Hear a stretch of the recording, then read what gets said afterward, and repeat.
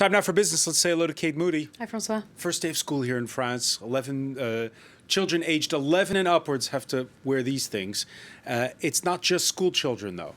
No, absolutely. It's now the rule in workplaces as well. As anyone visiting France 24 can see, if you take a look in our newsroom, not when we're in studio, of course, but when we're in the newsroom, we are wearing masks as mandated by new government regulations.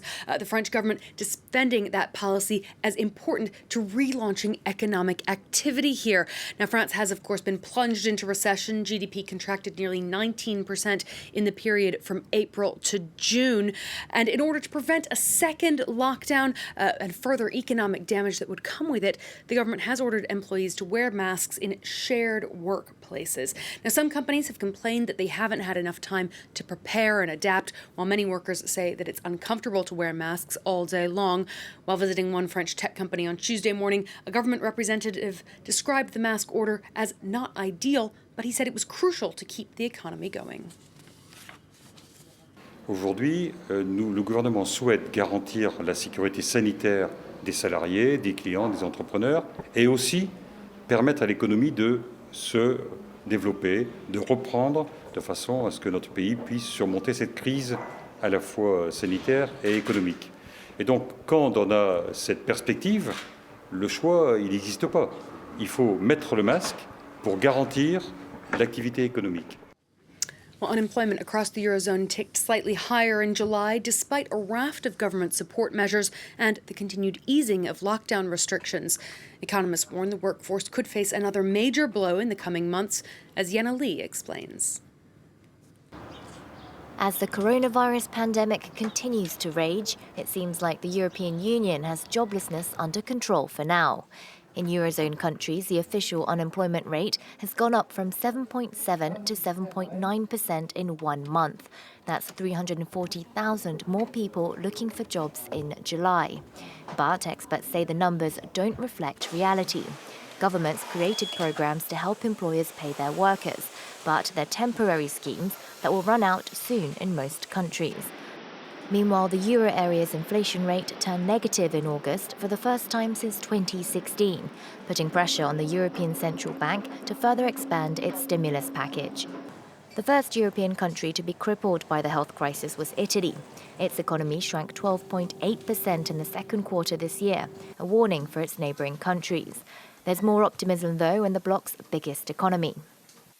Die Rezession im ersten Halbjahr ist weniger stark ausgefallen, als wir befürchten mussten.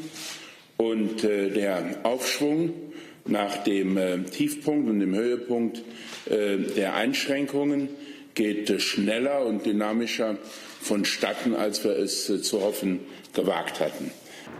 France, meanwhile, will announce the next stage of its economic recovery plan on Thursday. Unlike Berlin, which is focused on fueling demand, Paris is set to focus on reducing costs for companies struggling to get back on their feet. Let's check in on the day's trading action now. The major European indices closed mostly lower after strong gains for the month of August. Just the DAX ending slightly above the flat line there. The FTSE 100 was down 1.7% in London. Wall Street is in the green about halfway through its trading session. Tech shares are sharply higher as Apple reportedly comes closer to releasing phones with 5G capacity. Shares of Zoom Video, meanwhile, up nearly 40% after it announced another huge jump in the number of paying customers. Facebook has threatened to stop news articles from being shared by Australian users because of a proposal to charge digital giants royalties. The social network says the legislation is unprecedented and will damage news organizations. Google and Facebook have lobbied heavily against the new rules, which are being drawn up by Australia's competition regulator after public consultation. They would see tech firms pay publishers for articles that are shared on their sites. Australian officials have defended the proposed changes amidst an uproar.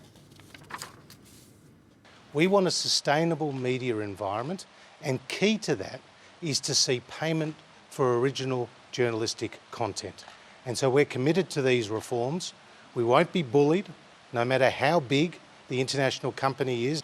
Make no mistake, Facebook, Google provide wonderful services to Australians, indeed to people right around the world. But what we have sought to do is undertake evidence-based reform. McDonald's is facing accusations of racial discrimination in the United States. 52 black businessmen and women who used to own franchises say that the fast food giant denied them the same opportunities as white operators and pushed them into low-income areas where sales are weaker and costs higher. The lawsuit, which has been filed in Illinois, claims that McDonald's violated federal anti-discrimination laws and breached those individuals' contracts with their franchises. Francois, this is the third racial discrimination lawsuit that's been filed against McDonald's this year, and of course in a context of a sort of racial reckoning in the United States. All right, many thanks for that. Kate Moody, who will be back later for more business.